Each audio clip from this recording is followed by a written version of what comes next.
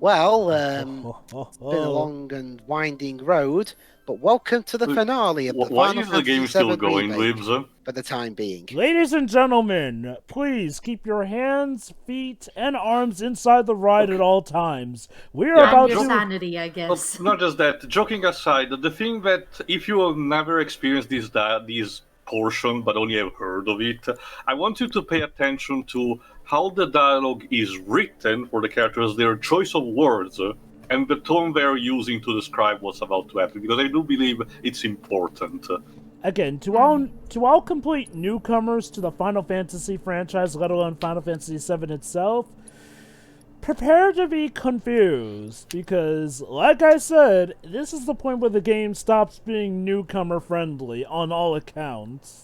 Honestly, Not even just Jova, newcomers, it's been so long since the original LP, I probably don't even remember anyway. not just that, Jova, I argue it stops being friendly even towards the veterans, because, well, we're about to see for ourselves, but Yeah. the point is that the game is about to make a stand. Well, it's like I said, you'll probably get better enjoyment out of this if you're familiar with the 7 franchise, but yeah, I guess even If with you, 7 if you vengeance. remember, in the original, at this point, the characters realize that Sephiroth is a threat, decides to pursue him, climb down a chain, and move outside of Midgar. Here, we're not done yet. Okay, here's where things get a bit Oh, complicated. praise, right. What, did Sephiroth kill a crow on the way up? Okay, here's the thing. That's just from his jacket. Here's the thing, Dwibs. That's an Advent Children reference. Well, some people starting with Adventure, and Sephiroth was associated with his traditional one wing, which is made of black feathers. And I do believe this is where things come into play heavily. Yeah, what's this? Don't what? Aerith seems to know a bit something. And you're wrong. Not as wrong as you being alive is. As for what she means by that, I'll bring that up way Hey, later. Aristotle, can you actually speak normally now? Everything you know is wrong. That's the thing. Even in the original, Aerith did have certain moments where she always spoke in ways that made us think that she knows more than what she's letting on. In this case, let's just say she knows more to the point where she's practically leaning on the fourth wall. Oh, I agree with that. It's just I was just pointing it out. Yeah. Perspective, I'll mention more in the Final Fantasy. Now a crane activates. Alright, so we're literally about to have, finally, the encounter with Sephiroth. Veterans are probably thinking, wait, finally? what? Jova, you say finally, but we shouldn't be having this right about now, should we? Exactly, Well, if it helps, we're about to... Well, when we get to Sephiroth, I think this is actually a boss before Sephiroth.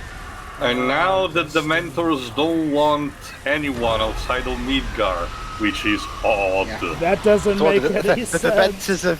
The Dementors have activated Oh, Okay! In the meantime, What the hell we is that? welcome you officially to the HD remake, sorry, the HD remaster, properly in HD graphics, of the finale of Crisis Core. I Yep. wish I was joking.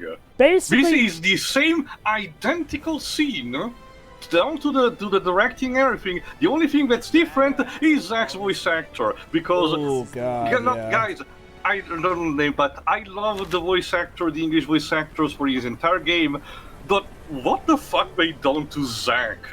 I know that you couldn't get Rick Gomez back for some reason, but pick someone that sounds like him. This guy sounds like he doesn't even want to be here. So yeah, this is literally the cutscene from Crisis Core. In Crisis Core, Word to word, mind you. In Crisis Core, it was changed that he was just chased down by a few soldiers to... This was literally his last stand against an army of soldiers, which, as you know from the original, did not end well.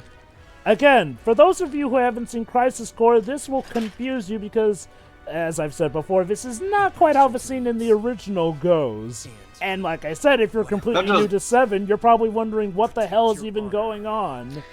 Not just that, Zack's yeah, go actor ahead. in this... Right. Zack's actor in this game is named David Pierce. Now, like most of the others, he's a TV actor, mostly famous for being in shows such as The Big Bang Theory. Oh, great. And among other shows. And also Grey's Anatomy, again among others. Great. I like Big Bang Theory, don't like Grey's Anatomy. But the point is, the other thing to note was the fact that the Buster Sword had instead the handle similar to the traditional one instead of the one that Crisis Core invented with the gold ornament that I mentioned. So that's like I said, I'm wondering if this remake is not just a remake of the original 7 game, but a remake of the Final Fantasy 7 compilation as a whole, since that was blatantly Crisis Core. The hint seems to be leaning that way, with Nojima and other people mentioning multiple times they want to basically abridge the entire compilation into one single narrative. But Tio, Katase said this is important. So yeah, like Era said, once we go through that portal, that's it. Oh boy, here we go, the line. And now Arif can do this, by the way. Aha! What? What? It's like the ring graves just shining a light at them. Remember, Theo, she's Jesus. Of course she is. But she's wears it, so. All credits of the chapter. Why did you stop me? Mm-hmm. I'm not really sure. Liar! Damn if I know. We find on the other side. What you'll find on the other side is an ending to rock the heavens, honey. Freedom. Oh. Boundless, terrifying freedom. She is not kidding. Like a great, never-ending sky. Now you're just acting pretentious, Square Enix. Joe, what are you talking about? Pretentious is their middle name. True, true, true. What you heard just now were the voices of the planet. Those born into this world, who lived and who died. So the voices are people blowing into a microphone? Kinda, it was similar to the effect from the original. Alright, everyone. For the sake of the planet, we blow. Their words, they don't reach him. They're trying to tell Sephiroth, stop, bitch, you crazy. Stop, All don't these come back. moments and memories, precious and fleeting, they're like rain rolling off his back. Well, we went this long without getting hokey dialogue. Did a wannabe poet take over this bit? Well, even the jokes aside, Dwibs and Jova raise a good point.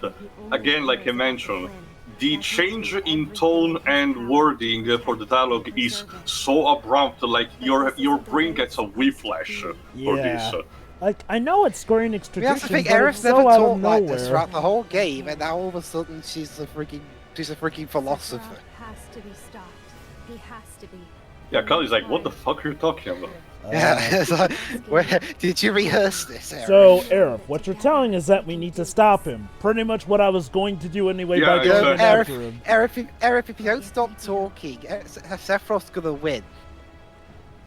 But, Be yeah. changing more than fated self. Oh god, is she not kidding about that? You know, I kind of regret making this playthrough mostly edit-free. I could have edited Sephiroth winning the whole thing because Aerith was talking too much. Maybe that's why. Literally, you could just sum this as... Yeah, even the game is like, He's like, shut up! Okay, Get on with it! Allow me to translate. Once we go in, things will change heavily, assuming we nothing win. will be the same. It will be like Crisis on Infinite Earths. That's pretty much it summed up. We know it's funny because we had Sephiroth doing the pose akin to Superman from Crisis on Infinite Earths. Honestly, Jova, take your pick on what it is. Infinite Crisis, Cloud, you've got Zero Red Hour, 13 on Armageddon your team. You're gonna be hearing a lot 2001, more howling. House of M. I don't know. I'm gonna go with Crisis on Okay, Infinite Earths so yeah, you because can, Sephiroth is pretty much Right, Superman. so what you can do here, you can go back to the vending machine if you want, and you can have a little chat with your team before you go through the portal. But once you go through, there is no going back. You can't go back to the vending machine. You can't do. Yeah, I'm actually curious about this. Legitimately just curious. What were your thoughts around this point, Pedro? I was okay. Let's see where. Yeah, okay, there you go. No, I'm not asking, a specific reaction. I was genuinely curious of what were you potentially thinking, but that's it. What about you, Tio? Well, Theo, I'm a bit more upper-minded when it comes to this thing. I already told you. Well, already, do you remember, Jova, at this point I was more confused than anything. Mostly because, again, with the explanation of the mentors, Well, beforehand. honestly, Hold on, please. sorry. And And now basically I got to know, okay, I guess we're gonna have a final boss and see what happens next. Honestly, I was wondering who the hell that guy was in that cutscene just now. So pretty Dwibs, I much made a point to actually show Zack's flashback in the original run. that said, okay, that's You're asking Dwibs to remember things. Like We have the That's video a saved for this grave very mistake. purpose. Go back, watch it again, and study. That's it. Dwibs just raised up a good point, though. If you're someone who's not as familiar with Final Fantasy VII, or if you didn't happen to see the flashback with Zack in the original 7, and you haven't played Crisis Core, or hell, even seen Advent Children, you're gonna be massively confused. Like, yeah, sure, they've kind of hinted at Zack throughout this, but never one actually thing I will. blatantly brought up Alright, his Jimmy, sorry to interrupt. backstory. Go on. Right, sorry to interrupt, but yeah, because you know, hey, that flashback just then had the Buster Sword, and you know, I mean, even my personal feelings on it aside, it is the most psychotic weapon from the game. I might as well use this for the final encounter. Nice. So, Shiroi, what are your thoughts on things so far? I want to see where they go because it's just coming out of nowhere. I'll admit, That seems to be the general reaction. It's like that meme. Let's just wait and see what happens. We'll Yeah. play the waiting game with this. I'll admit, when I first got to that scene, I kind of had a good idea of where things were going when Aerith talked about fate changing and how things will pretty much never be the same. I thought, wait, are they actually doing this? Nothing will ever be the same again. Yeah, that might as well be the real world theme song for this. Ready? Yeah, actually, no, I'm not ready. Yeah. I'll just put it like this. I feel like Aerith's speech could have Yeah, worked. Tifa, that's because this game was. That's because the game Also, wasn't supposed just to wait be. wait until you get Sorry, to sorry, see the Tia. world. Sorry, Tifa. That Tifa, that's because the game wasn't even about Destiny in the first place. Where the fuck is this coming from? Let's go. I'll just That'd be like if you made a remake of the first Professor Layton game, but suddenly made it about, oh, you should always follow your dreams. I'll just put it like Well, this. I'll just put it like this. Technically, Hino has done morals like that. Yeah, no, but not in the first Layton game. That's what I meant. Yeah, Dwibs is talking about the remake changing the message, but I'll just put it like this. Barrett, any moment. Barrett. Come on, You might Barrett. want to follow them, it's just dude. it's just a bunch of Dementors swirling around. It's not that pretty a sight. They won't hurt you, it's fine. He's just having a little character moment. More foreshadowing. Oh boy. Oh great, now Barrett's a fucking linguist. Anyway, back to what I was saying. Aerith's speech probably would have worked better if they didn't try to make it. Oh, I As... do like this remix of the main. Yeah, the main theme. Spoilers, you probably won't. Anyway, like I was saying, Aerith's speech I'd have been fine with. It's just that they really didn't need to flower it up that much. Like, sure, she can speak like a mystic, but she just went full-on poetry slam there, which felt... Singularity. Okay. God, I've seen a lot of stuff regarding a certain plot And point that we're we've all back on the seen highway already. again. Oh. It's like you never left. Yeah, sorry, it turns out Sakura is like, turns out the sorry, Dementors it was were a tricking joke. you. Lols. Lol. But in the end, it refused to change. Don't know about you, but looks normal to me. Yeah. Again, I wish I could have broken myself Also Wait. that not weird. having many edits in this. Oh, that's new. Yeah, I thought the Dementors were gonna form a middle finger or something. Purple lightning. Like how the School of Fish forms shapes in Finding Nemo. Okay, this is where things get trippy. Well, and this is from the Kings of Trippy. I know, No right? shit, Barrett.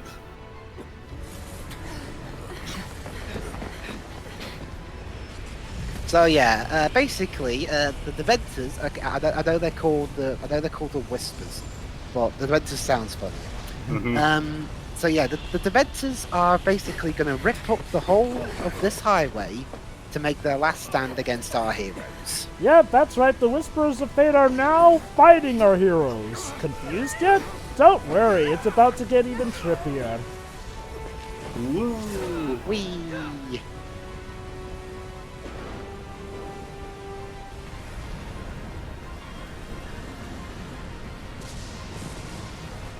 And surprisingly, this did not turn my PS4 into an oven. Oh god, I'm pulling a Cloud. Sora. Cloud, it's not that. Cloud is Cloud. Say whatever you like about this game, but it's not boring. Wake up. Well, guys, in that case, you should be fearful for Ghost of Tsushima because the game is known for even making the PS4 Pro want to take flight. Really? So, That's straining, huh? Do they make external fans for PS4s? I think not official, probably third parties. I don't really Okay. trust third party stuff. well, I never really needed one on my PS4 to be honest, so whatever. Okay, here we go. It's, well, for the moment, your final boss. Well, a penultimate boss. I should say. Yeah, at least for the time being, anyway. Right. These This thing. thing. I know that many people compare it to. The Arbiter of Time. This is the leader of the Dementors. I know that many people online compared it to the Heartless Dark Side from Kingdom Hearts, but I gotta be honest, I don't see that many similarities. It's just big, I guess. Just because it's from the Mora doesn't automatically mean Kingdom Not Hearts. just that, he's big, he has a complete different set of powers anyway, like... Not to mention, Final Fantasy has a long history of big, dark-looking bosses anyway. So, like, Oh, the Mora's drawn many of them since, was it 4 or 5? 5 actually. 5. In 4, he was just a debugger. Okay. And apparently the Arbiter time was like, well, fuck this highway in particular. You know, Mr. Leader of the Dementors, sir, you're meant to be keeping fate as it was, and yet you're destroying stuff that prevents people from their fate. This is also where the game for the fight itself, the game starts to become a bit script with this fight. Okay, the fight itself isn't really scripted. To be fair, it's just how you get to it. Not just that, it's the fact that it wants to showcase the spectacle, Cloud jumping around and shit. When you're basically just going through another straight line. Well, remember too, this is a Nomura game, and he likes this kind of stuff in his final bosses. Looks a lot more like an arbiter of fate than the other. Ha. We can beat them. The Kingdom Hearts 2 final boss was also very much like this. Yeah. Oh, and now time for these three. For a long time, people were confused about who these three might be a reference to. Because one uses a sword, one uses, bare fist, and another uses a gun. So people were potentially thinking, oh, maybe, especially because their access description describes them as entities from another timeline that wants to protect that, So many people thought they were like abstract interpretation of Cloud, Barret, and Tifa, from another timeline, defending supposedly. But nope, this was also confirmed in an interview. These three people are a reference to Advent Children's main villains, Kataj, Lodz, and Yazoo. I had a. Okay, I actually didn't know that up till now. I thought it was just random silly names. Gotta be honest, Dwibs, that in itself doesn't say anything, so it's just, it's a reference, I guess. Let me put it like this. Okay. I should explain the boss. The big guy over in the background over there, he's linked to these three. The more damage you do to these three, the more vulnerable. Not only will the main boss become more vulnerable, but he will also take damage if you manage to get these bosses in a state of staggered. manage to get them staggered. I'll give you a bet.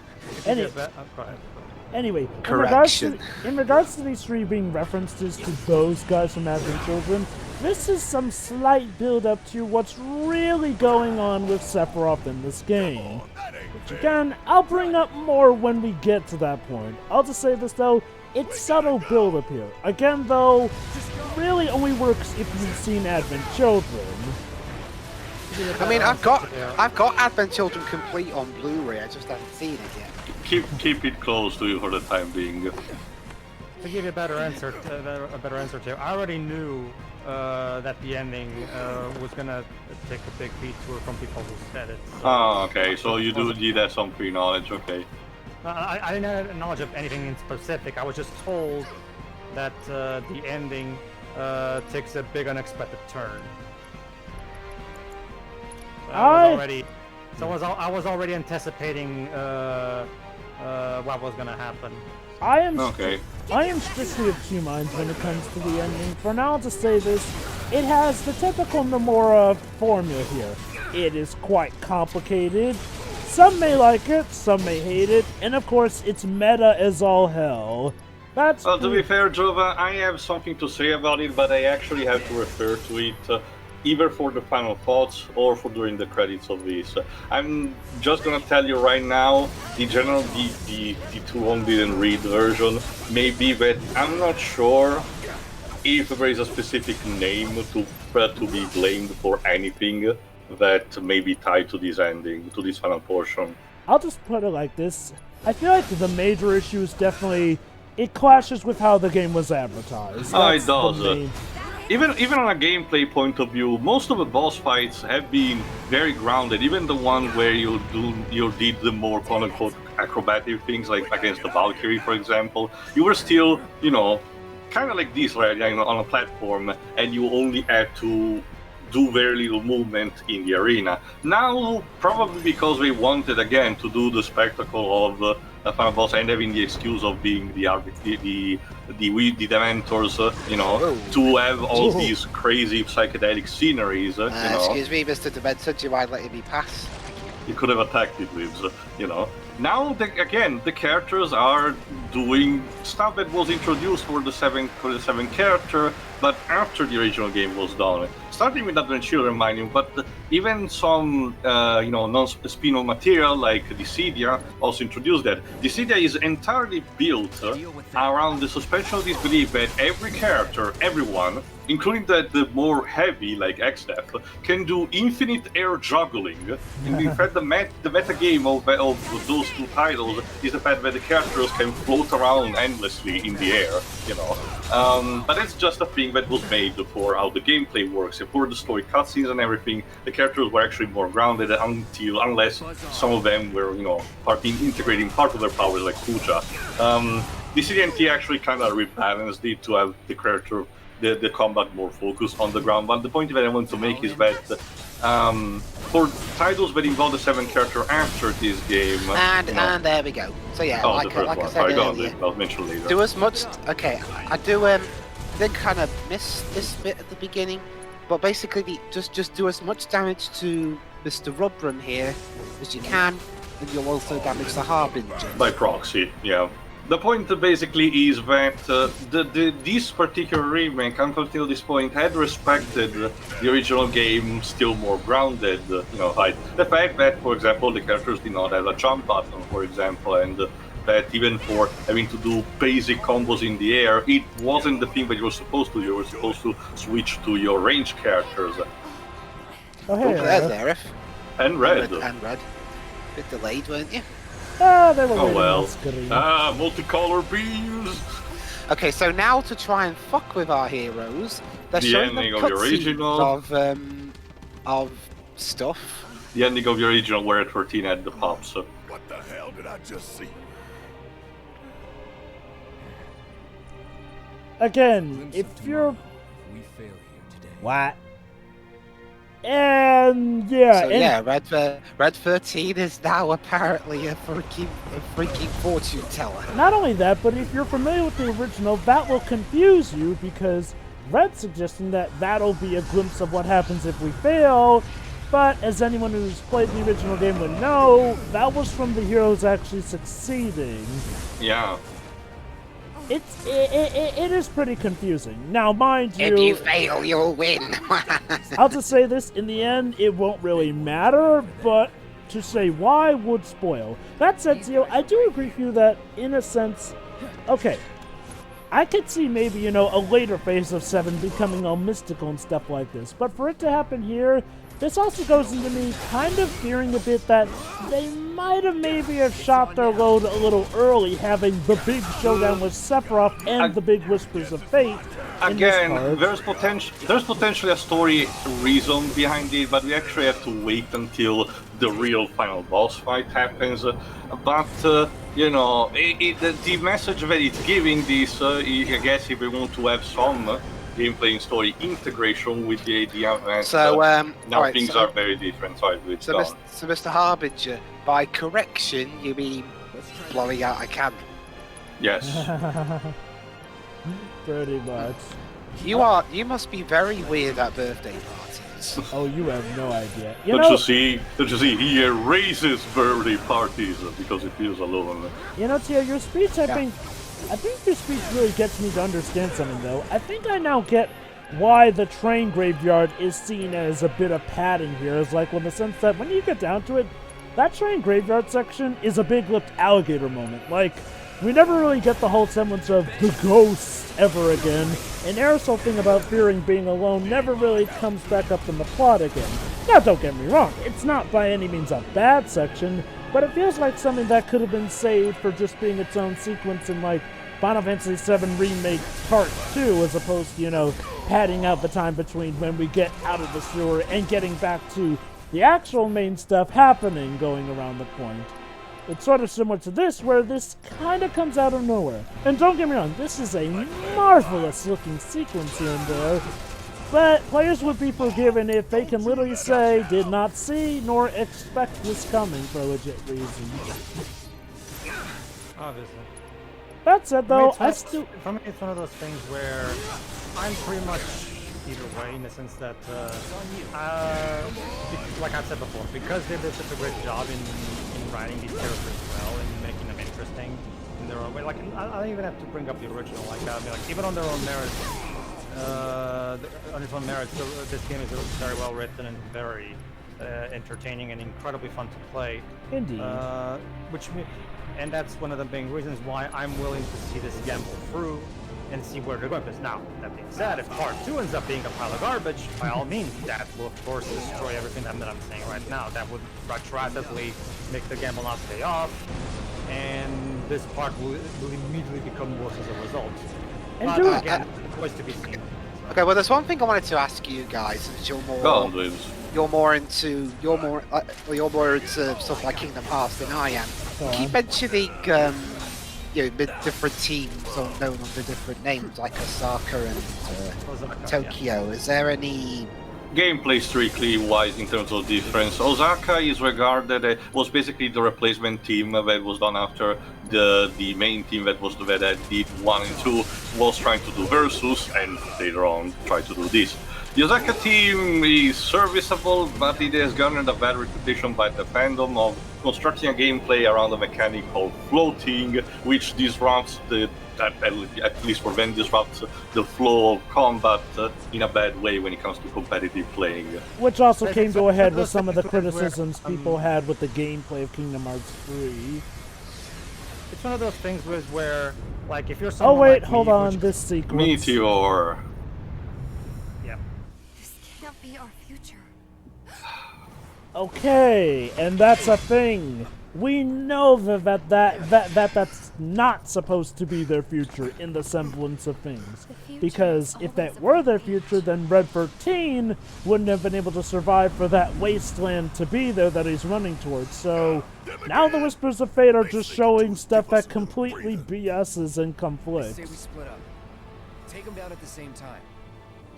This is like where I say it gets over confusing, and I'll admit, having actually seen this remake, not really explained why they're showing these conflicting bits here and there. Now showing the bits of that. with him? Ooh, he said the B word. Cute. Basically, the plan is when now take all of them at the same time, at least in a short time frame, while Barrett and Red 13 will build up an attack to release just at the right time against the big guy. Oh yeah. And then, wow, I took that on myself. This is what we've trained for, guys. Okay, it's not really what we've Also, trained the for. music has become oddly whimsical. Yeah, it sounds a bit like Final Fantasy 13 a bit there. What is this hook? Wow, same And now they combine into Bahamut. Okay. And I know, and it's also another reference to Advent Children where they at one point, well, it's not tied to this, they were specifically Dwibs, but in Advent Children at some point, Kadash gets a hold of Cloud and the others' materia and decides to summon a spirit. The thing that he summons, which is referred officially as Bahamut Sin, looks nothing like Bahamut or any of the other spirits of summoning from the original game. But that's a story for another time. But it's to see, guys, this is specifically Whisper Bahamut. At the very least, this actually looks like Bahamut, so at least they did their job for this one. Yeah. Maybe that's Beatrice, maybe correct that mistake. I don't know. Well, okay, I guess it's a cute way of saying that. It is kind of cute. Just to finish, well, it's one of those cases. It's one of those cases where, if you're a hardcore player who mastered the, okay, let me put that this way. It's in the same way that a lot of competitive Smash fans still say Melee is the best Smash game because of the specific, where they don't like how Sakurai took away a lot of the stuff that made Melee a competitive masterpiece. Like, it's a similar thing with Yozaka Team for Kingdom Hearts, where the gameplay is still good if you just enjoy combat not casually and just don't care about the specific, very specific technical details of it and just like to play the game as intended. That's fine. However, some people who want that common fact might not be as much of a fan. Let me sum it up like this. Kingdom Hearts 2 is still, by most, considered the best Kingdom Hearts game gameplay-wise because it combines having more grounded gameplay with the reaction commands mixed in, but it didn't get to a point where you feel ridiculously overpowered or to the point where the combat felt needlessly floaty like it does in the Osaka games, which is, again... Honestly, Jova, I would argue it was only with Final Mix because critical mode was the optional new boss that Kingdom Hearts 2 genuinely got difficult because the original. I mean, okay, even the original Kingdom Hearts 2 for the most part had... not necessarily... Oh, hey Sephiroth. Yes, that's another foreshadowing bit. Did we beat him? Think so. Nope. No, there's still basically only You one just of had them to is go and say it, didn't you, Eric? well, one of them got permanently sealed, supposedly, so it's just a matter of taking down all the others as well. But at the same time, I also understand the reasons for disliking this are completely valid and make complete because this is not what most people wanted from a Final Fantasy remake. So and considering... Hold on, let me finish. Well, I'm personally okay with this. I completely understand other people who want it. That's pretty much And my considering stance. from what I can tell, Square, even after some improvements, Square are still on kind of shaky ground with fans in regards to Final Fantasy. I'm not entirely sure this was the best way to... It's For that, I have another potentially thing to say, but I want to say specifically for the credits after the actual final boss, because I think that is a good point to mention it without having to say during the final thoughts. I will Oh, hey, look, a reference to that scene from 7. The one where Aerith dies. The primary reason for that is because quite a few people... Final Fantasy 15 was very divisive amongst the fanbase. Like, me and Tail liked it a lot, actually. But there's still... a lot of Final Fantasy fans said it was still crap. More than that, I think it gained the divisiveness only later on. I distinctly remember that for the marketing campaign, up until pretty much a year after release, people were at worst just fine with it. They said, yeah, sure, the game has flaws, but I actually really enjoyed playing it. It's pretty much after the end of the first wave of DLCs that people started actually campaigning over it. And I mentioned in one of the previous parts, or actually I think in the demo or something of this, that nowadays on the internet you can't start actually talking about the game because the fandoms between 15 and Kingdom Hearts 3 will start warring at each other, and whatever you wanted to talk about will be lost in it. Yeah, those games are kind of intertwined by about a development hell. Right. I'll just say it right now. I like 15, but I won't deny that the story and gameplay does have a lot of flaws, and the game didn't do itself much favors with that infamous release cycle. Do not get me wrong. Adding on content was nice, but when it was literally story content that was constantly changing up the narrative here and there, I can get why some people may have felt a bit perturbed and going like, okay, Square, Oh shit. you should have just actually worked it so that this game would be able to release properly, like there and then. One more shot. There Good we job, go. Eric. There we Gets the are. kill him, bro. And just like that, now, at least as far as we know, the stuff that we're expecting to happen in the next few episodes of this installment might not happen. Well, Emphasis on might, but again, I'm Okay, saving okay. that for the final thoughts. we're not But in... for the time being, now it's time to get. I think Raven. Oh, it's just a CG cutscene, by the way. I think now. Oh no, actually no. We're getting a cutscene then the true final boss. But in the cutscene right after that, we'll get a bit more confusing dialogue. Well, I What's think wrong, we did Eric? it. We are in an Apple store, Shiro. What do you think? I know you're not supposed to fight me yet, but fuck it, let's do it. Also, anyway. Arif looks like she's about to fall asleep. Arif, whatever you I do... thought she was about to cry. Arif, whatever you do, watch your back around this guy. I don't like the look of his sword. What the hell is this? Said Barrett. Right. It's fucking Meteor. Hey, You you're already not showed supposed me to be here here earlier. yet. By the way, again, this is another scene that was in the trailer for some reason. And now, Sephiroth is gonna do what Goku does in the Android 13 movie. Instead of using Meteor as an attack, he's gonna actually absorb it. Yep, that's right. Sephiroth changed up his plan. Sephiroth is Jesus now. So, It's Dark Jesus. so they... Anti-Jesus. Aerith and Sephiroth have always been opposites, even in the original narrative, in terms of the. Yeah, the Dark Messiah is. I just mean the really whole the light term. coming from the sky. And now, just like in Advent Children, it's about time for buildings to be thrown at people. Yay! Okay, so pretty much here's the point where Sephiroth pretty much flips the script of the entirety of the 7 plot and pretty much goes, yeah, I decided to change up my plans. Sephiroth. Okay, and- Sephiroth played the original game, and he realized that he loses in that game, so he decided to change the script. Pretty Okay, much. now I'll mention this because it just started showing up. I don't think this version of One Winged Angel is the worst of them, but I don't like it, to be honest. Seriously? I actually really do like it. Like, okay, it starts off with original mix, and then in the middle of the tune, it goes to pretty much his original tune.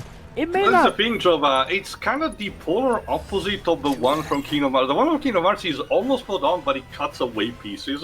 This one adds too much in it. Okay, okay, let me explain the boss here. Sephiroth is basically a giant... Okay, it's not... I won't say the whole battle is like a sponge or anything, but, you know, he's obviously, you know, he is a very skilled fighter and he can counter a lot of your moves, so just wail on him as much as you can and defend yourself when possible, and you'll eventually beat him. Just gotta hold out. Alright, Sephiroth, it's just you and me, one-on-one. And now he starts using attacks that he learned from Dissidia, yes?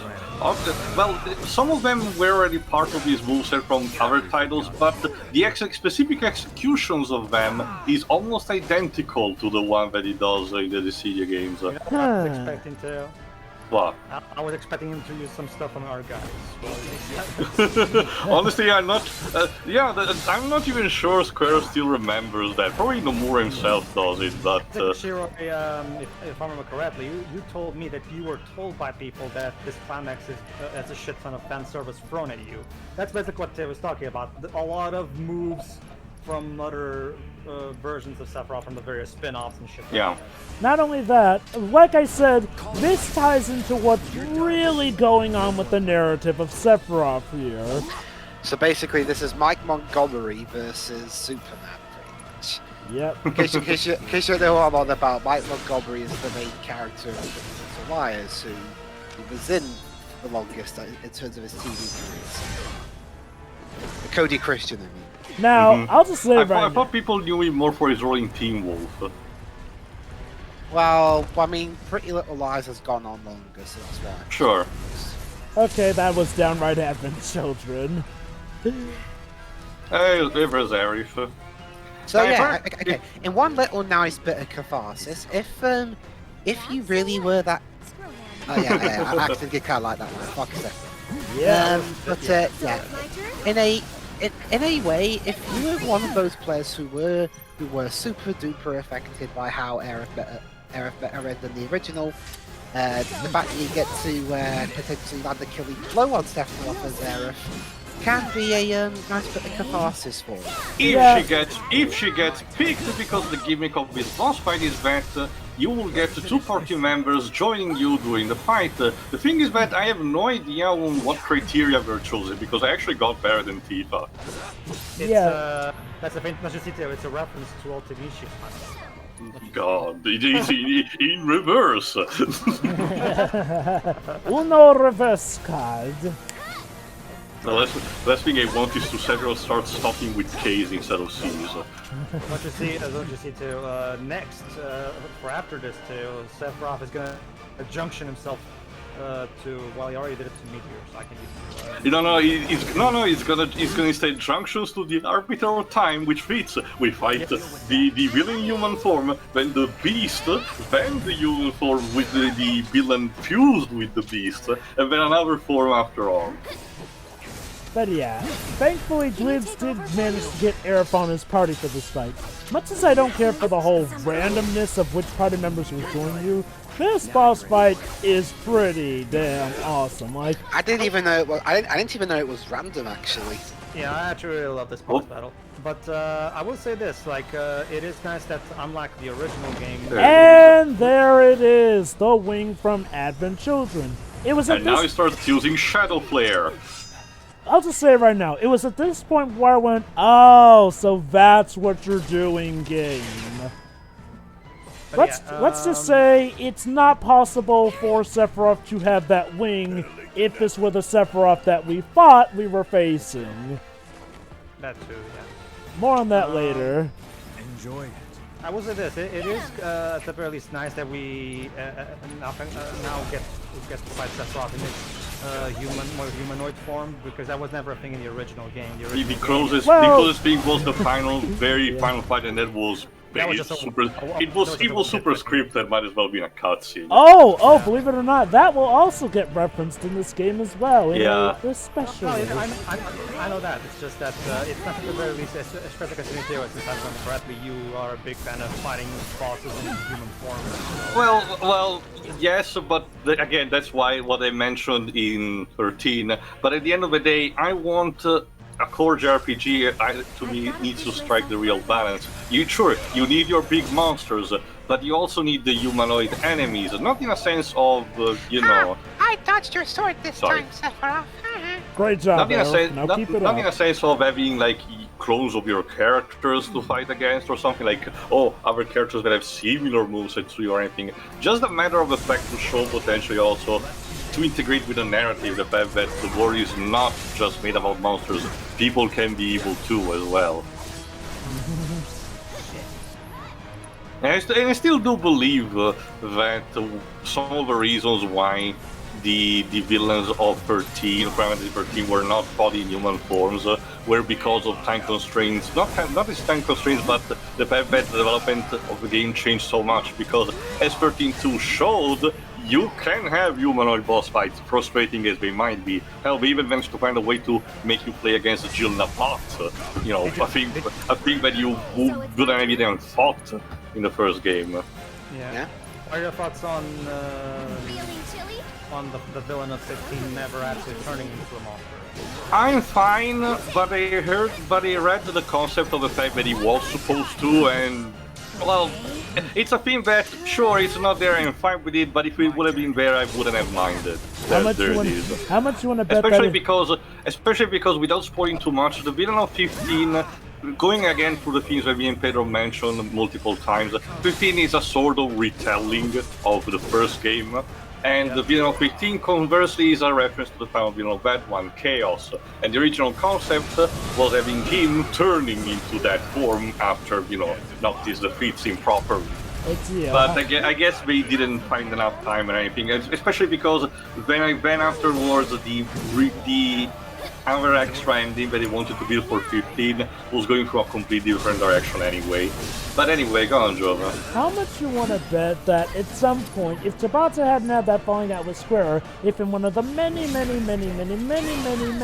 updates, that they would have eventually had the villain of turning into that corrupted form. No, remember, Jova, they wanted to finish the second phase of DLCs and be done with it, because with the last piece of DLC, the Noctis portion, they wanted to basically address the one other complaint that people had at launch of the game, the fact that, without spoiling too much, the ending is not super happy.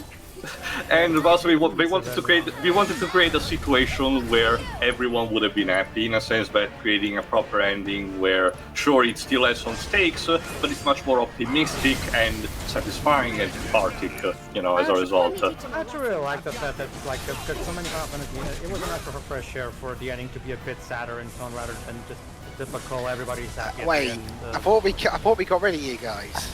Nope, they're still around, and now we physically will be... Oh god, another one? Seriously? He What's has your all... I do love Sephiroth's aside grin. Yeah, he's yeah, bitch, I did that. What you gonna do about it? Yeah. I wouldn't think he'd be the type to be all cocky. Okay, I get being cocky in a certain way, but that kind of cocky. Well, Sephiroth can be smug, it's just that he's always stoic, so transferring these kind of emotions is more subtle for him. Anyway. No. It actually is a better way to do it, because if you go back and check the way he was in Advent Children, he was just stoic, and that's it, nothing else. But in here, he actually sounds a lot more. He's a lot more modular in the way he is. Again, he's much more like the way he was characterized in the first game. Yeah, exactly. So, this is pretty much a good balance for me. Also, Barrett, are you okay?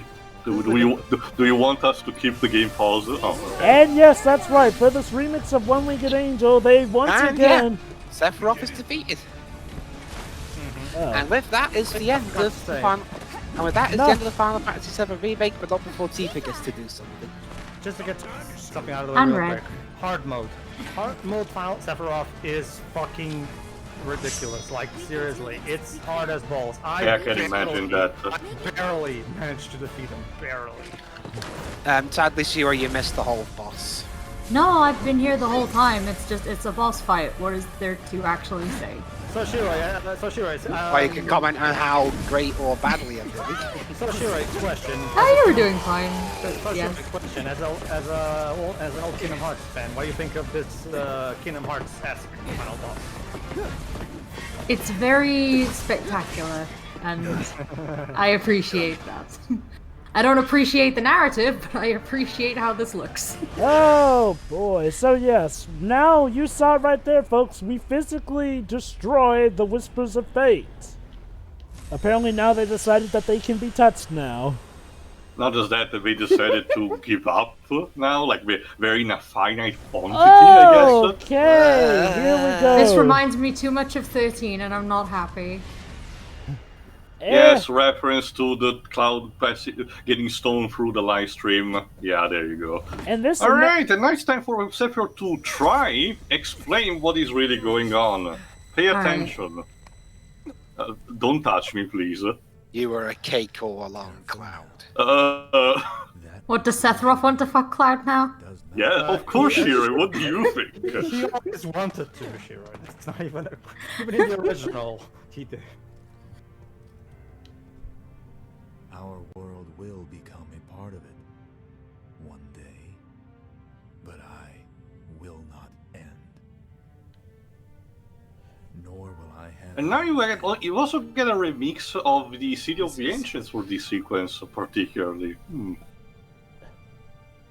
edge of creation. Shouldn't you have said? You should have said the edge of time, honestly. We might as okay. well call it the terrain of testament. Let us defy destiny together. Yeah, Asking me out on a date. pretty much. Yes, yes, he is. It's literally a date with destiny. Swipe left. And now, And then folks, Cloud's like, well, nope.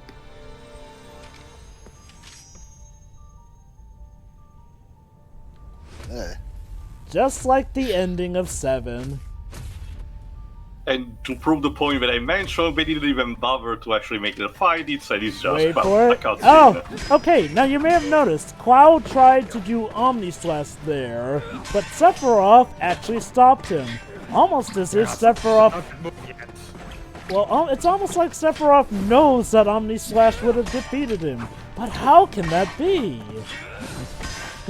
Oh boy. Time travel. I will also Cloud, say this. you must know I have read the script. I Nothing will you also do can stop me. I'll also say this, the choreography for the entire game, for the actual fight scenes, for sword fights and everything, is actually well spot on. Oh snap. And there you are, menu reference. Well, no. Personal space? Okay. So Please, stop! so I'm fighting a restraining order. So basically, Sephiroth is saying that Cloud now.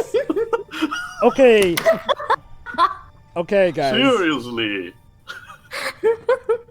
Okay, allow me to explain that scene. Sephiroth basically said, "Okay, Cloud, you can pretty much do whatever you want and change whatever you want, so much as you can do it in the particular amount of time. So, And what will be go done? on, Joe. So what will be done with those seconds? You'll see."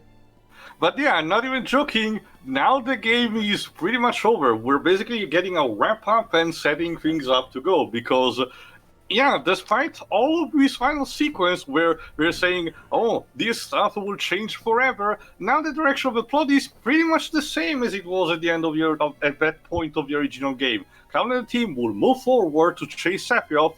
Shinra will regroup and starts to try to, go after him as well, with Rufus leading the charge, and Midgar will be left behind for the time being. I'm really glad I didn't need to go to the toilet. Oh, Recording this. TMI. And I was also real glad that my recorder didn't fuck up. yeah. Also, by the way, that dialogue that Tsang, Rufus, and Heidegger had was a reference to Richie Rich. No one's cleaned the blood off the floor yet? I don't know, Taylor. Like, there's been plenty of IPs that done that pose, to be honest. No, the dialogue I mentioned. Oh. Shiori, if the guy leading if the guy leading Please stop. Shiori, if the guy leading this charge But doesn't yeah, bother what's the cleaning fun- up him, if the guy leading this charge doesn't bother cleaning himself, what hope does anyone have of cleaning his environment? Also, Mojo having a normal one right there. Okay, And now guys. to pick up with where we left off with Zack, supposedly, because there was a reason to show that flashback before. See, at this point in the original, he's supposed to. Oh, by the that's way, a yeah, different but kind of spot. The logo At has this point, changed. Zack was supposed to be collapsing under the bullets, but now.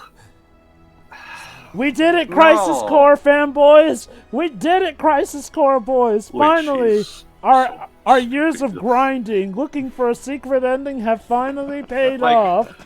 Don't get me wrong. I mean, you had to play another game to do it. Don't but- get me wrong, I understand that Zack dying in order for Cloud to actually move forward is, in fact, fridging. I actually understand that, Oops, But like for the that, context guys. of the original game, it actually was necessary, and constantly through the years, trying to make Zack look so much better than Cloud in anything, kind of diminishes the entire value of the thing. So, there you go, guys. As part of what Cloud did, that allows Zack to now survive. That's Wait, right. changing the present changes the past. Yes, Luis, we It's changed into- the future, Oh so we my changed God, the no. past. Now, Jova, remind me And yes, again. and yes, Toriyama was a scriptwriter on I was about to mention. Now, remind me again, I Jova. was a director. That's Now, it. remind me again, Jova. I don't think it was Nomura involved with 13-2, wasn't it? No. I think No. most of the war just drew the characters. So there you go. This might have been an idea by Toriyama. Not just that. I'm about to say it, but again, we need a final cutscene before the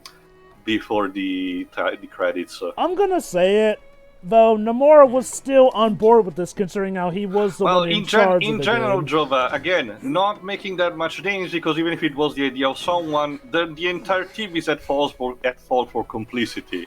Now, again, this is actually an interesting idea, but I'll just say it right now. This game should have been There advertised. you go. Even the bar gets revealed. Yeah, whatever. Well, okay, now it's called Heaven. I'll just put it like this: the game should have been advertised as what it truly is, a sort But of. then no one would have bought it. I wonder why. I'm at a commentary on remake. I will go more into that later. I'll just say right now, it should have been advertised as a sequel to 7, because that's pretty much what this is. A sequel to Or a 7. reimagining, at least. Well, not even that, Troy, because stuff blatantly will change wait. things. Love and bandana are familiar. Oh, look at that, a glove. That's Jesse's glove. And, hey, Biggs, you're alive. Even though you're supposed to be a pancake by now. Not only that, but Jesse's glove sort of Not implies just that, that she might have carried him there's there. again the final message of the game. See, guys, nobody really died. Even the bar gets revealed. See, the damage wasn't there at all. Isn't Reg dead? Well, apparently one of Wedge's effects was there too, so... Yeah. Yeah, supposedly it's basically telling you that Biggs, Wedge, and Jesse are still alive. Thanks to Oh, President Shinra's still dead. Yeah. Yeah, I guess there's that. Thanks to Minor whatever. consolation, I suppose. Basically, Unless this was to save that for a plot twist. Basically, thanks to whatever Cloud did, a lot of bad stuff has been averted, which means that Cloud apparently remembers Zack now. I guess, even though he's not supposed to yet, but whatever. And I think it's now that, that's a What's great how they question, Tifa. Now, I'm of two minds like this. On the one hand, as someone who's coming back to 7, this is pretty cool, you know what I mean? Well, stuff can change. Also, you guys laughed at me when I suggested that Aerith could survive, but now it's very much blatantly a chance that Aerith might in fact survive for Well, this remake. I have my own personal game theory, trademark for that, but I will say that too, either in the final thoughts or here in the credits. Yes, I beat him, but I didn't beat him, you see. Yeah. He was only mostly dead. We will. No, it's like you didn't kill him. You just defeated him, but he's gonna come back. He for a rematch. fainted. This does... He fainted. Sephiroth whited out. Now, I will say this. Giving us a big, awesome end boss fight like Sephiroth was admittedly an interesting way to tie off this part 1. But, like I said, Sephiroth was not dealt the best for newcomers. Now, for us who are familiar with him, yeah, this is fine. But if you're someone who's new to 7, it's not the best. I'll explain later more on that. That said, though... Oh, great. Oh, yeah, great. Raindrops Because- keep you falling see- on my You see, head. me as a Brit can appreciate this ending. Of course it rains.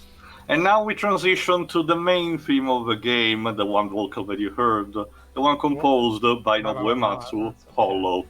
Hey, Zach. So... Uematsu and the rest of the team in interviews described it as the internal turmoil that goes through Cloud at this very moment Okay, of the game. I'll be fair. Okay, I haven't heard Zach's Crisis Core voice, but I'll be fair to this one. Zach's only had like 10 lines. He still Even the does better not reason sound as is to good actually for me. hire someone that could be pleasant to hear. Oh, what's... Okay, don't get me wrong, I don't mind the fact that it's not Rick Gomez. So this is the entire process behind everyone involved in this particular game, being recasted and all. So I don't mind picking someone else, just pick a better one. What's that, Aerith? Did you feel something in the force there? Aerith, you just got out of Midgar, you miss it already.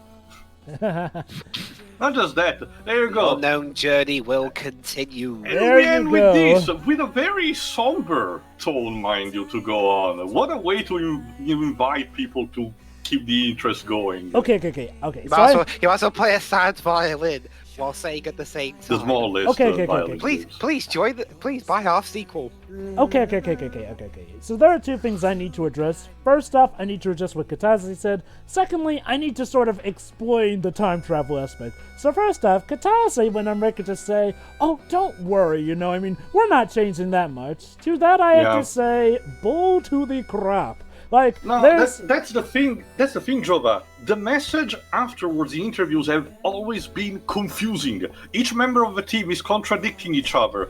Some are saying that nothing is gonna happen. Others are saying, "Well, you maybe should just wait and see." Others are saying, "Well, we put this here for a reason." So at the end of the day, the communication with the player base is absolutely a train wreck. Honestly, over the past few years, I've kind of just come to terms with the fact that video game developers are notorious liars. I'll just put it like... At least that boot is fun when he's trolling people. Let me put it like this. If it is true that nothing big would come out of this, then I'm sorry, that's a terrible way to start off your narrative, saying, "Oh, nothing will be the same, things will change," only to then go, never mind, things will pretty much stay the same. Like, no, like, I know Nomura can be a weird writer, but even he wouldn't have this much a big build-up just to have there be no payoff. So no, I do expect... Yeah, it would beg the question, why was this put here then? Like, you need a reason. Alright, okay, well, seeing as though... Maybe it's because they saw the backlash, so now they're double backing on it. Yeah, honestly, seeing that as wouldn't though... be that good a thing seeing as to though do they've only just started full development of the sequel, my guess is... I'm just guessing at this point, but... we're just gonna have to wait and see what happens. Unfortunately, that is the only option that we have, because we can speculate all the day, but unfortunately, that's the only thing we can do. It's like I said, though, if they do go through with it, then good on them for sticking to their guns. If they don't go through here's with what I it, wanted to mention, Jova. I argue, after the game came out, me and my friend, the guy who actually likes the 13 trilogy and writes for the Final Fantasy Wiki, actually not really got into an argument, but we actually exchanged notes and discussed what we thought and what the future may hold. And we surprisingly agreed that the thing we have thought of is the fact that they're basically gonna do an sort of a half job with this. Yes, some things might change, but the core plot will remain the same. After all, think about this. Meteor is in the fucking logo of the game, so that has to happen, on the one hand, though, for Arif's death, the consensus that the idea that we got is the fact that even for a matter of pace, for example, they essentially gonna trick you by not letting that happen in the Forbidden Capital, the ancient city, but let it happen during the event of the Northern Crater, approximately when Cloud starts going apeshit, from this reveal. Which will make a bit more sense and will justify a bit the mood breaking that was in the original game with the Ash Colleen section, for example, and the snowboarding. So I do wonder if they did all of this just as a giant way to cop out and to basically say, see guys, with this we can slightly rework some plot holes and some minor dialogue good issues that were in the original game, and they have a story explanation for it, which would be fine, except for the fact that for this first part alone, you already started changing things up quite a bit, and with positive results, I have to say. I still want to reiterate the point, also in true traditional look at the additional voices. I want to reiterate the point. Right before the start of this section, right at the end of the Motherbolt boss fight, I already didn't have any problems with the game, Sure, you might say something like nitpicky, or I prefer this musical theme over the others, or maybe there wasn't this magic used in the game and everything. But aside from that, everything was spot on. They even bothered to re-implement every single enemy type, minus I think like one, but again, nitpick and everything. They worked their ass on to make everything consistent. And at the very end, instead, they tell you that no, it would have been continuing on like this would be a bad thing, and instead we need to change fate, in this kind of colorful way, And that leaves me with the biggest question of the game, for me regarding to the game. What in the development of this has been genuine attachment to the original, and wanting to pay respect to it, and what has been fear in regards to deviate too much and gaining the ire of the fan base, because this kind of I unfortunately argue that this final sequence potentially recontextualizes what we've seen so far, in a sense that it might just say that developers felt like they were afraid of going straight too much and having people not enjoying the product because it wasn't the one they grew up with, except for the fact that no, they did change stuff anyway, but they managed to find a way to, I argue, both change it and and still taking their liberties. It's just for the fact that right at the end of it, they go into this rant. This final section is a rant against the player base, I argue, and I understand that Pedro, for example, may not agree with this, but I really find hard for the Dementors to be not viewed as a potential surrogate of the original fan base, because their actions seem to be a straw man. They want to keep the timeline consistent as much as possible, to the point of resurrecting characters that should be dead and killing characters that should be alive, even when it makes no sense, but only because they know that's the original timeline, And they do a very shitty job, because what happens is that if you couldn't get that much from the images, what Sephiroth essentially did was to overload the capacity of the Arbiters of Fate, to the point where when Cloud and the others deal the finishing blow, fates could be changed because they were not bound by the shackles anymore. The whole thing is presented as a way for the team itself to relieve themselves from being bound to a predetermined story and now do whatever they want. Which, fine, but why did you advertise the game not in that way? Because at that point it starts to sounding to me a bit like you were afraid that if you actually showed your true intentions, people would have, not agree with you. And at least on my point, potentially rightfully so. But again, unfortunately, this is all speculation. For all I know, at the beginning of the next part, we're just gonna say fuck it and still going through what the original did, just through the tone of this. And if that happens, I'm totally down with it. Like I said, even for the marketing of the game with the trailers, I'm fine with the changes they did. It's just the way they've worded these final sections that it makes me think they were more constricted to even anything. But I don't know. What do you guys think? Well, hold on. Back to what I was going to say, since I need to explain the whole time travel thing. Okay, so here's the thing. As you may have noticed, throughout this game, when Sephiroth has popped up every now and then, he has not had his iconic wing. Those turned out to be mainly Sephiroth clones, like in the original. Not so with this final Sephiroth. He has the wing from Advent Children, including abilities that he only got from later appearances. Now, how does this tie into stuff? Well, okay, it's not completely confirmed, but okay, one thing we do know for sure, this is a time-traveling Sephiroth, no doubt. However, what this possibly is a Sephiroth tied into Genesis. For those who don't know, at the end of Dirge of Cerberus, which is pretty much the end chronologically for the 7 compilation, Genesis, at this moment, Genesis, who is tied in heavily to Sephiroth, pretty much comes out of this induced coma of sorts or whatnot, basically goes, we still have work to do, and takes the unconscious body of this particular character, who I will not spoil, Vice, for the time being. Now, it pretty much could be hinted that Genesis, this could be tied into what Genesis had to say at the end of Dirge of Cerberus. Because what could have happened is that Genesis eventually found a means of time traveling and told Sephiroth right at the moment of Advent Children, before Cloud defeats him, what's going to happen. Sephiroth, in turn, may have joined cahoots with Genesis, or is now at the very least working with his past self now in tandem here. As you saw, he brought Meteor on way earlier than he was supposed to, which would have been child's play for him with the time travel mechanics going about.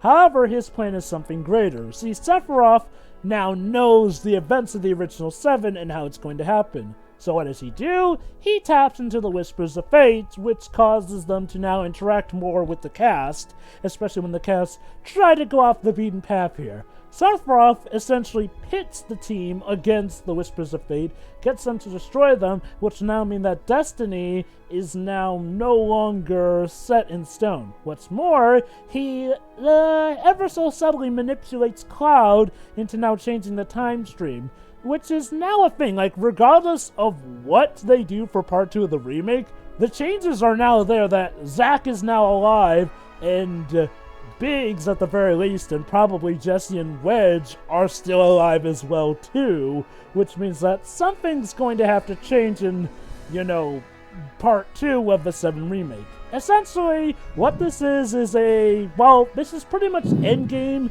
if it was done from the villain's perspective as opposed to the heroes pulling off the time travel thing. Except that, unlike an Endgame, the timeline will probably be more directly affected by this change in events and whatnot. And there you go, that's pretty much it in a nutshell. Sephiroth I've got my own... There's also another bit, Jova, since you mentioned it. There's also the fact about Aerith supposedly knowing more. Oh, yeah. In one of the novels... I've got my own theories. Hold on, I'll be quick, Dwibs, don't worry. In one of the novels, I think it's one of the ones that precedes Immediately Having Children. It's basically a sort of... It's a scene constructed kind of like the way No More likes it, because it's very similar to the one where young Arax and young Xehanort play chess for Kingdom Hearts 3. It's a scene where Aerith and Sephiroth discuss in the live stream the events of a war that happen, and Sephiroth is about to release the Geostigma, while Aerith thinks that the war may endure because people are strong and are not weak as you think, blah blah blah. But it's constructed in a way they are both chess masters and the rest of the world are their pawns in their game. And Aerith is given the vibes in this game that she knows more than she knows, and ever since her encounter in the Sector 5 church, she has been very slightly, also hi Kate Sif, slightly manipulating the other characters to go in certain directions and whatnot. And this comes apparent in 2 points. One, where she touches Red 13, and at that point he instantly pacified and understands we need to be a friend with the guys. And at the very end, where she's like, when she pulls that light magic and says about defying fate, it gives certainly the vibe that she knows more than she needs to, but to what extent and why, we don't know. Speculation said that she's also a time traveler. Oh, don't forget the scene where she pretty much says, "No, you're not supposed to fall in love with me," to Cloud, because she knows that she's supposed to die. But now even that is no longer set in stone, though then again, if Zack's alive, that means that Aerith could pretty much hook up with Zack. And that's another thing, Jova. That Zack is clear on an alternate timeline version of it, and this was lampshaded by the fact that Spot the dog on that piece of paper that floats towards you is a different breed. That's what your hint, and Nomura basically confirmed it implicitly in an interview. Go on, Dwibs. Literally, okay, I've got my own theories of how the next game can go. Either part 2 will be that one part of this compilation that will be the least altered from the original. And they'll probably save all the bigger changes for part 3. Yeah, and the second part will be mostly you'll be like Yuffie and Sid and Sid, Kate, and Vincent the same way you would, just maybe with some altered dialogue, and that the optional characters will be permanent options. That depends on how much they want to prolong part 2. Remember.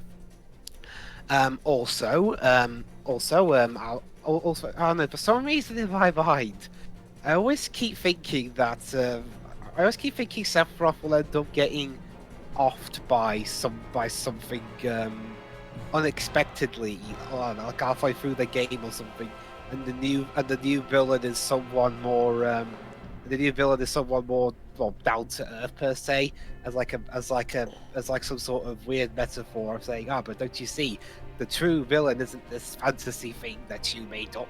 The real villain is someone who looks normal but isn't. Believe it or not, I Dwibs, mean, not only is that going a possibility, Square have in fact done stuff like that before. The original game, mind you, had this potential possibility because it deals with psychological themes of all kind and disillusion. Cloud's entire, soldier persona is a disillusion that his ego built very hastily after Zack died. Don't forget that. And don't worry, I'm not gonna suggest that. I'm not gonna suggest this is like bloody Star Trek simulation or something where it turns out, or something like all the characters are just hallucinating Sephiroth, and Sephiroth was actually just this cyborg. He just takes a different form to look more intimidating. Maybe Dwibs together. Just maybe Dwibs, the real Sephiroth was the friends we made along the way. Oh, maybe the enemies in this case. but no, Dwibs, also you raise a good point. At least for the time being, the game doesn't. The part 2 can't have that many changes through how very restricted it is. Right now, the characters will have to go through a very narrow path, at least until June on.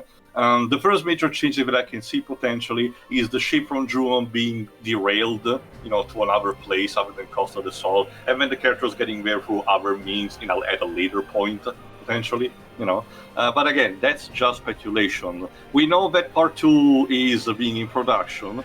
We know that Square Enix is pumping a lot of money into this, so it will be fun to see if the economy crashes or not.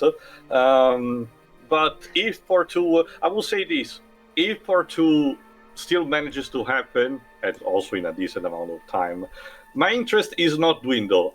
The train record, consider this a train record or not, I will play on this one. I want to see where this is going. Oh, definitely. No matter what. Me too. And not in a matter of, I want to see Part 2 just to, speed on it. No. Genuinely want to see where this is going. Because for all also, Sony Interactive, interesting. Because for all I know, they can basically even do a complete 180 and make changes that manages to make a product that's equally enjoyable on its own. I will remember to right from the very beginning that this project started, Sony made the timed exclusive. Yeah. So they were involved from the beginning anyway. Yeah, I mean, we're not going to see an Xbox version of this game till next year at least. Or PC. But let me mention one last thing. It's for the fact that the similar themes. It's similar that also attached to this final sequence. This final sequence wants to also. Yes, Dwibs. Yes, Dwibs is PS4. Sorry. You get a chapter select pretty much. Yeah. At any point, you can go to the main menu and pick what chapter you want to play, and you can even change the difficulty at which you want to play that chapter. Although it's best to save here, otherwise you'll lose it. You can also go to the play log, which I will do in a second, and see how much you've collected, how long it took for you to beat the game, and so on. Yeah, what happens is the chapter select menu tells you whether or not you completed each chapter in hard mode or not, so you'll be able to check your list from there, which ones you did. And it also tells you how many manuals, what are manuals you may ask. These are things that you can only earn in hard mode that allow the characters to earn extra SP to grow their weapons more.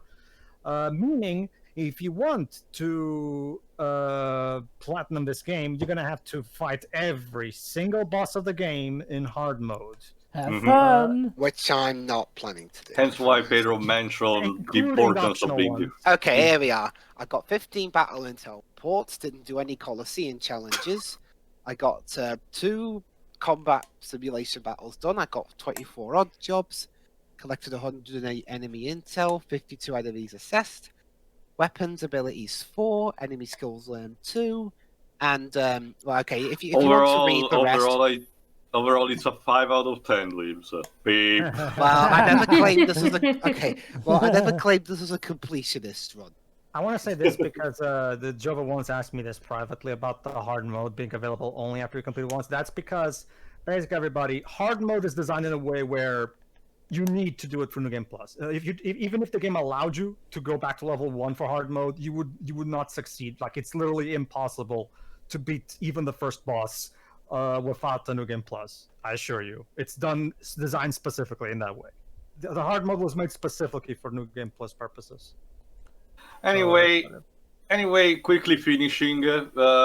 First of all, I think that we noticed, thanks to the algorithm, apparently not necessarily due to the Hollow theme, but because of Eric Piano, the video, I don't know if the finished product will also be, but at least the one we're using, is blocked just in Denmark. So, if you're a Danish person that has managed to use a VPN and find out, tack for at find and made access of OSPA, or whatever it's pronounced like that, sorry.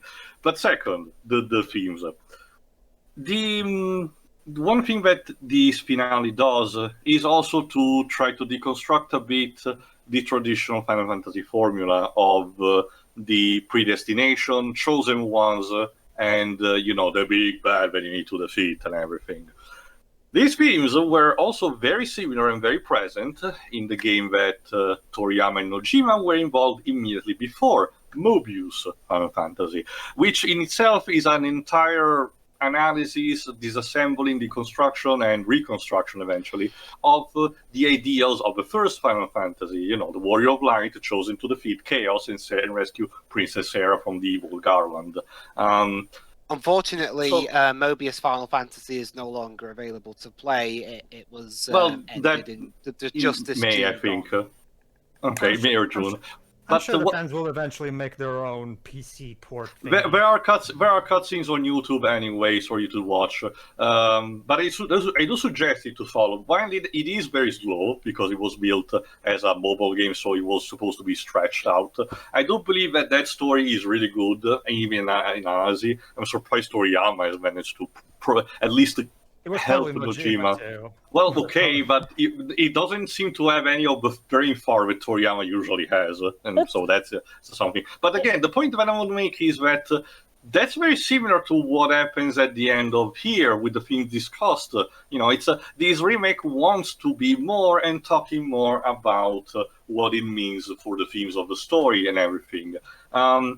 So that's what I meant to say before also with Jova. Yes, I would agree that it would have been just easy because he's the main director and everything, but I'm not sure Nomura is 100% to blame this. Even just for the fact that, like I said, everyone in the team is guilty by association because whatever it was, this or that, everyone agreed on this and to be shipped. And the interviews are going by very... If anything, Kitase seems to be the one that's enjoying the most because...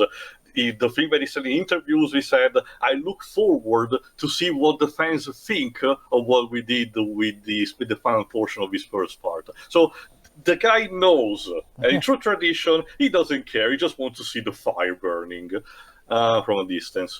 What I want to say, Jova, is simply the fact that I'm not sure if it's immediately logical to immediately blame Nomura for everything, because it seems that it's a pastiche of everyone's quirks.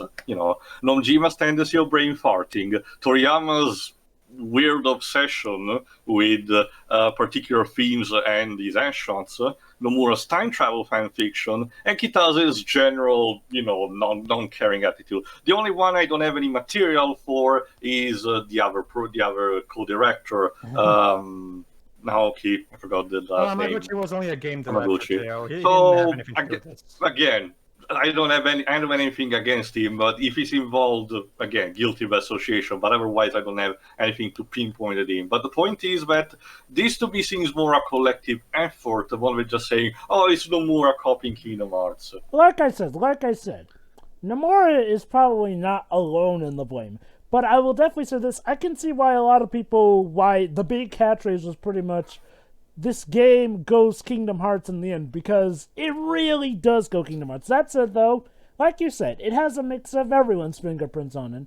And hey, it's not like it's necessarily per se a bad move, it's incredibly complicated, rather convoluted, and like I said, by making the Whispers of Fate such a big deal in this ending, you kind of have to at least have some notable changes happen, because if you just backtrack on that and have things go exactly the same as the original now, well, you kind of defeated the purpose of the first part's message. It was always a tricky thing dealing with that, but I'll expand more on that in the final parts section.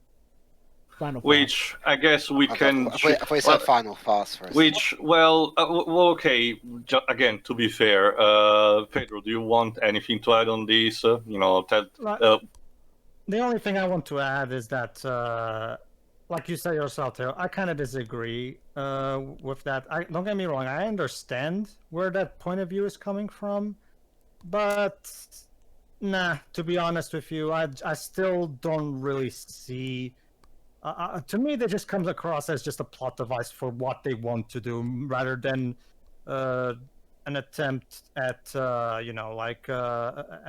taking a jab at the player base. To be honest with you, I personally, I don't see it. There's also this That's point. all I want to say. This is only speculation. Keep in mind, what I'm about to say is not a proof of anything. It's not an attack on a person or anything, but it's just a guess.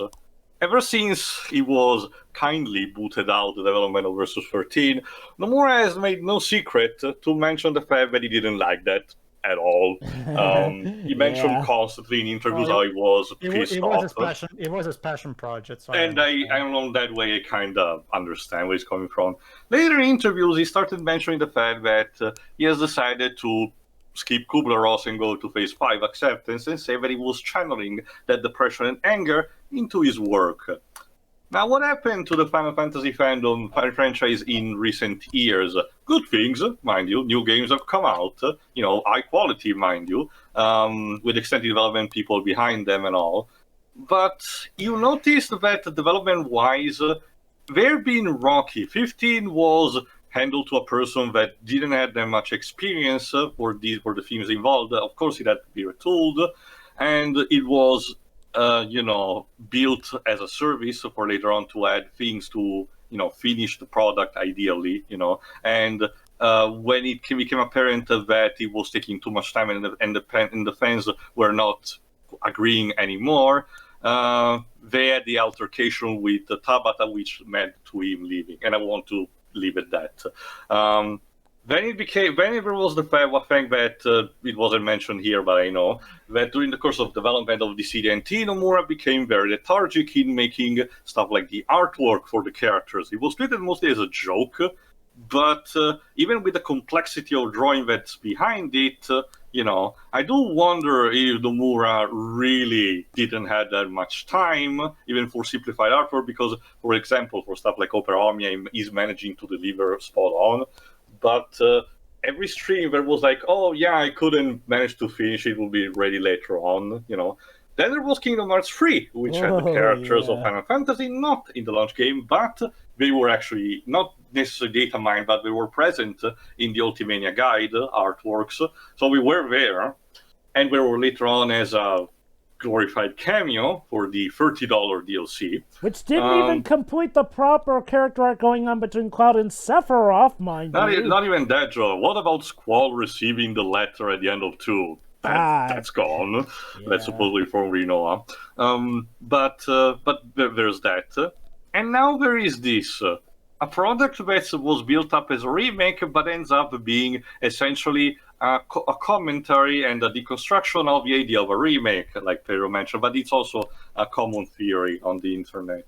Like I know that I just said that to me there's no really one specific figure to blame, but I do start to wonder if Nomura is starting to have general animosity towards the Final Fantasy franchise just for the fact that he wasn't allowed to finish his pet project. But again, like I said, this is mere just speculation with no basis, no proof. So take the words as they are and feel free to ignore them. It's interesting. Square's two biggest RPG series, this and Dragon Quest, they're both having very different behind-the-scenes situations right now. With Final Fantasy, all I ever seem to hear in regards to the main games is that development's really rocky and all that stuff. Whereas the worst I hear of Dragon Quest is the music sounds like it was a PC game from the mid-90s. Well, that's for the entire different reason, Dwibs.